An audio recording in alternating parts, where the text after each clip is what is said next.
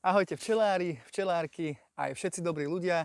Opäť vás zdravím zo včelnice Farma Včelia Matka a dnes si budeme hovoriť o tom, ako vyrábam kvalitné cukromedové cesto a takisto si povieme aj o výhodách a nevýhodách takéhoto skorého prikrmovania.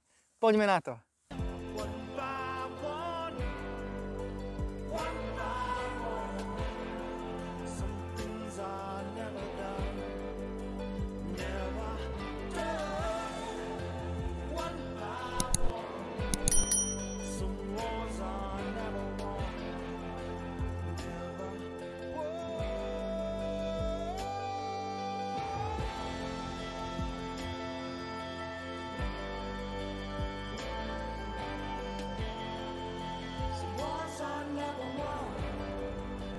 Dobre, samozrejme prvá ingrediencia, ktorú potrebujeme na výrobu medocukrového cesta, poriadne kvalitného, je med od včelára. Jediné, čo vám doporučujem, je vždy použiť svoj med a práve preto si toto cukromedové cesto aj musíte vyrábať sami. Med obsahuje samozrejme minerály, vitamíny a stopové prvky a včielky sa do takéhoto cesta veľmi ochotne pustia, pretože toto je tá ich prirodzená strava, a ktorá zlepšuje aj ich imunitu. Samozrejme potrebujem práškový cukor a čo sa týka tohto, tak väčšinou to vychádza, že použijem 2 práškové cukre a 1 med. Ja som tentokrát použil 6 kg medu na 20 kg cukru, pretože som používal miešadlo a dobre sa mi to miešalo, plus tie ďalšie ingrediencie, ktoré som pridával, urobilo dokonalú konzistenciu tohto medocukrového cesta. Ako ďalšiu ingredienciu vám doporučujem používať aj jablčný ocot, ktorý výborne zaberá na nozemu cerane, ktorá je momentálne dosť rozšírená na našich včelniciach. Ako ďalšiu vec používam Hive Alive, o ktorom som už viackrát hovoril. Video z minulého roka z príkrmu nájdete vpravo hore, kde hovorím viac o tomto írskom produkte, ktorý sa skladá z riasy, ktorá obsahuje rôzne minerály a vitamíny a takisto obsahuje aj thymol, ktorý tiež perfektne zaberá na nozematózu a takisto obsahuje aj citrónovú trávu. Takže veľmi dobrý prípravok, ktorý pomáha najmä na ten rozvoj včelstiev. Ten je samozrejme preukázaný výskumami. Ďalej používam Promotor L a tí, ktorí ste chovatelia, tak určite tento prípravok poznáte. Ja som sa o ňom dopočul od známeho, ktorý chová holuby a chodí s nimi na rôzne súťaže a samozrejme potom, keď sa ten holub vráti domov, tak býva často doslova dezorientovaný aj na takom pokraji kolapsu a vždy, keď im dával tento prípravok, tak ich veľmi rýchlo naštartoval. Samozrejme obsahuje rôzne vitamíny, ako sú vitamíny B a takisto obsahuje aj rozštiepené aminokyseliny. To znamená, že máme tam aj bielkovinu, ale tá už je rozštiepená a včielky ju nemusia tráviť. Dobre, čo sa týka toho Promotoru L, tak podľa návodu používam 5 ml na liter alebo na kilogram toho cukrovo-medového cesta. Čo sa týka toho príkrmu cukrovo-medového cesta, tak ja prikrmujem tiež aj s roztokom. Momentálne som nemal prípravok, ktorý z cukrového roztoku urobí invert. To znamená, že dávam cukrový roztok. Lepší by bol samozrejme invert, pretože jednak má aj dlhšiu trvácnosť, kebyže ho včielky hneď neodoberali, ale ja toho príkrmu, čo sa týka toho roztoku, budem dávať len pol litra. Tam dávam všetky tieto ingrediencie v takých pomeroch, ako vám budem hovoriť a dávam to teda spolu s tým cukrovo-medovým cestom. Takže ešte raz, Promotor L na 1 liter alebo na 1 kg cukrovo-medového cesta 5 ml. Ako som hovoril, med tentokrát sa mi podarilo zamiešať, že som minul iba 6 kg medu na 20 kg cukrového prášku. Hive Alive 10 ml na kilogram alebo na liter. Dobre, a čo sa týka dávkovania toho jablčného octu, tam ide 100 ml, čiže deci na 10 kg cukromedového cesta alebo na 10 litrov roztoku. Takže sme si povedali všetky ingrediencie a čo sa týka toho, ako ja cesto vyrábam, tak ho robím normálne vo veľkom kýbli so stavbárským miešadlom a hovorím, že to je taká výroba pre hobby včelárov, ale samozrejme, že si môžete vyrobiť aj viac z tohto cukrovo-medového cesta, pokiaľ máte dosť medu a môžete použiť napríklad takú normálnu miešačku na betón a tak ďalej, rôzne miešadlá na cestá. Takže fantázie sa medze nekladú, alebo čo máte k dispozícii, tak to potom aj môžete využiť. Potom, čo sa týka tých výhod alebo nevýhod toho skorého prikrmovania, tak samozrejme, že tie včielky sa nám rozvíjajú podľa toho, v akej sú sile, koľko obsadajú uličiek a hovorí sa, že my v podstate nemôžeme ako keby nič urýchliť, lebo oni potrebujú vyhriať nejaké množstvo plodu, ktoré tá matka zakladie. Lenže takisto tento rozvoj sa odvíja aj od zdravotného stavu včielok a keď im urobíme takéto podnecovanie, respektíve keď som ja robil minulý rok pokus, tak tam, kde som takto vo februári alebo od polovici februára podľa nadmorskej výšky, samozrejme záleží od toho, kde sa vy nachádzate, ale nie je nejaké teplé počasie teraz, je normálne február a máme v noci kľudne aj minus 12 stupňov a cez deň to niekedy vystrelí tak na maximálne 8 stupňov Celzia. Takže nemáme nejaké jarné počasie ani náhodou zatiaľ a ani ho neočakávame. Dobre, čo sa týka toho plodu, tak samozrejme, že tie včielky vyhrejú alebo postarajú sa iba o toľko plodu, v akej sile sa tie včielky aj nachádzajú. Dobre, ale pokiaľ majú zlý zdravotný stav, tak samozrejme, že ten rozvoj je pomalší. Ja som robil minulý rok pokus a včielky, ktoré som takto skoro začal prikrmovať cukrovo-medovým cestom alebo cestami od Vernalisu, tak mali rozvoj rýchlejší v porovnaní s tými ostatnými včelstvami o 7 až 14 dní. Takže niekedy tam bol skok aj o 2 týždne. Takže samozrejme ja tieto príkrmy budem dávať. Ďalšia výhoda je tá, že pokiaľ sa na včelnici nachádza aj nozema cerane, tak bojujem aj proti nej práve tými prípravkami, ktoré som použil. A s ďalšou z výhod je napríklad to, keď včielkám dochádzajú zásoby a nevšimnem si to a keď mi tie včielky padnú na zásoby, tak väčšinou to je otázka aj 2 týždňov, ktoré som v podstate ako keby premeškal a vtedy mi tie včielky padli. Samozrejme, že im nepomáha v týchto zásobách ani takýto január a február, kedy v januári sme mali naozaj teplé počasie, mali sme prelety, včielky si zháňali dokonca aj pel a vodu a následne vo február už bol normálny, kedy sa prudko ochladilo, minus 12 stupňov v noci a podobne.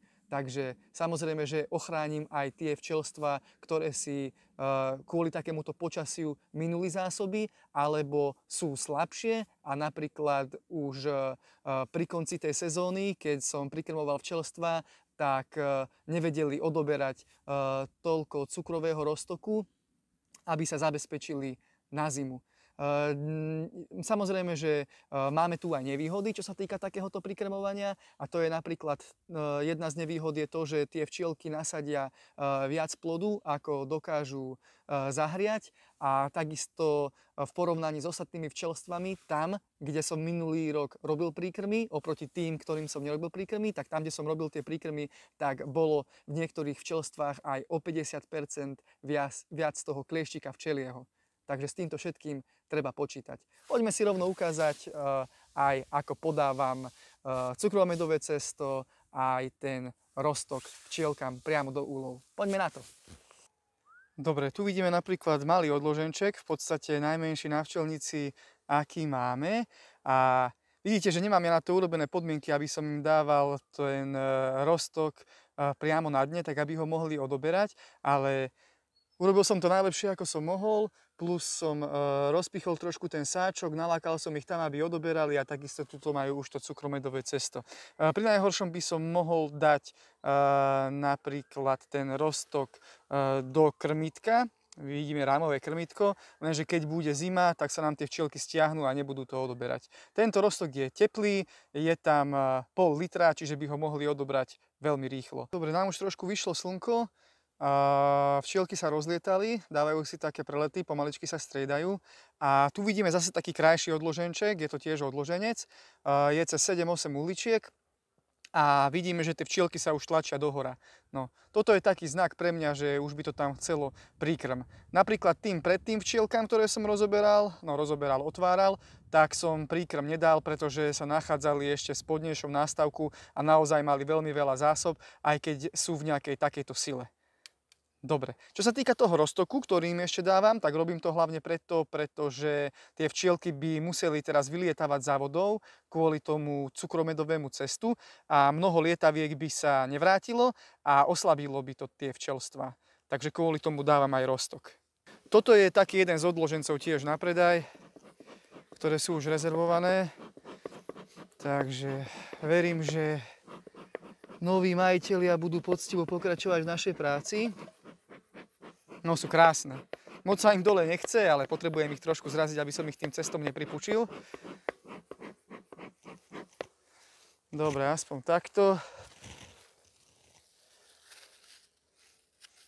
Zo spodu som im ten sáčik narezal. Dobre, a vidíme, že tu nemám nejaký priestor na to, aby som im sem dával aj ten cukrový roztok, takže ho budem musieť dať do krmítka a troška tam tie včielky nalákať. Ešte si ich zadymím, aj keď to už cítia, ale potrebujem ich dostať trošku dole nižšie, aby som ich potom nepripučil. No a mám tu nachystané takéto sáčky s tým roztokom, ktorý si nožom prepichnem. Troška tie včielky na ten roztok nalákam.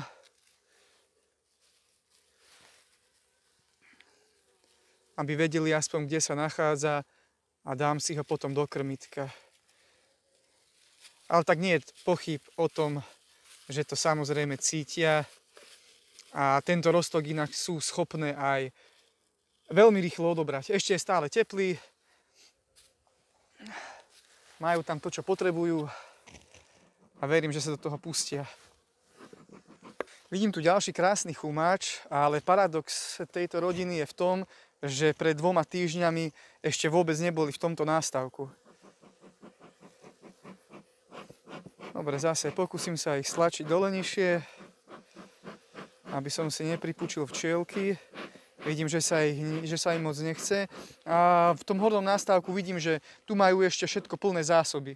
A potom od tohto kraja asi tak sem sa nachádzajú a už idú sem ďalej. Toto je tiež odloženec. Poriadne ho štartneme. Bude na 20 rámikoch koncom apríla. Úplne bez problémov. Roztok im budem musieť dať do toho rámového krmitka opäť. Proste to sú veci, čo ja potrebujem sám vylepšiť. Dobre, zase pokúsim sa ich troška nalákať.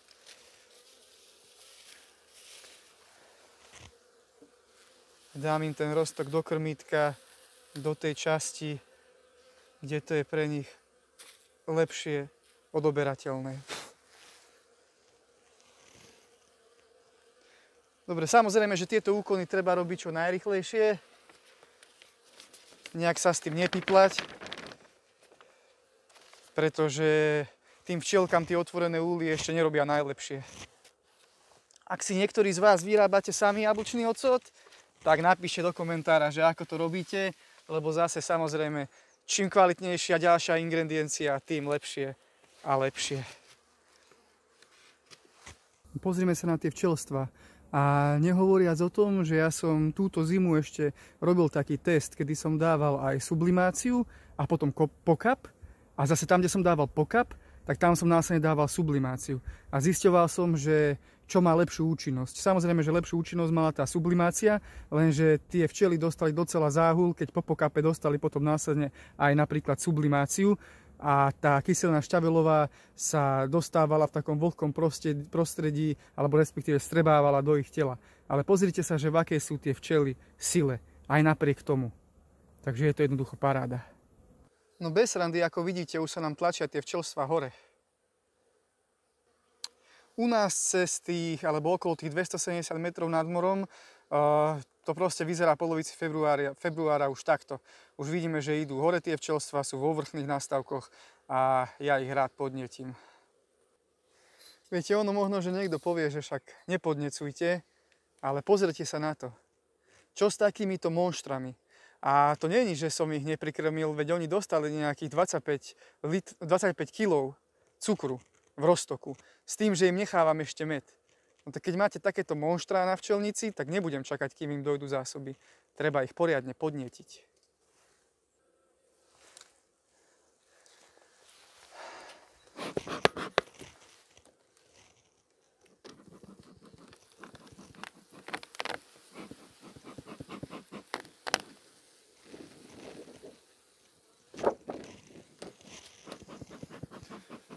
To je nádhera.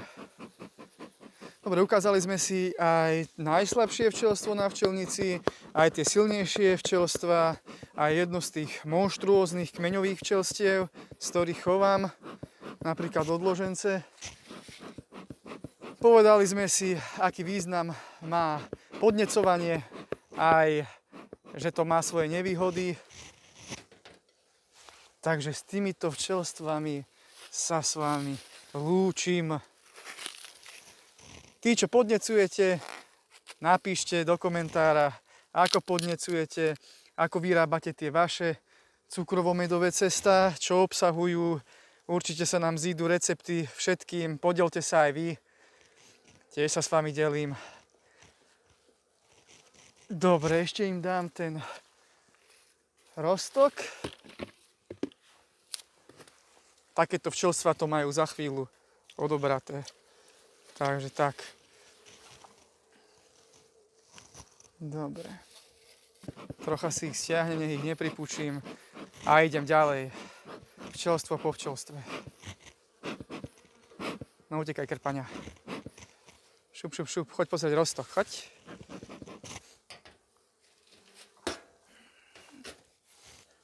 Dobre, včelári, včelárky, týmto sa s vami lúčim. Keď máte nejaké námety na videá, píšte to do komentárov. Keď sa vám video páčilo, dajte like, dajte odber, zdieľajte videá. Do skorého videnia. Ahojte. Čau, čau.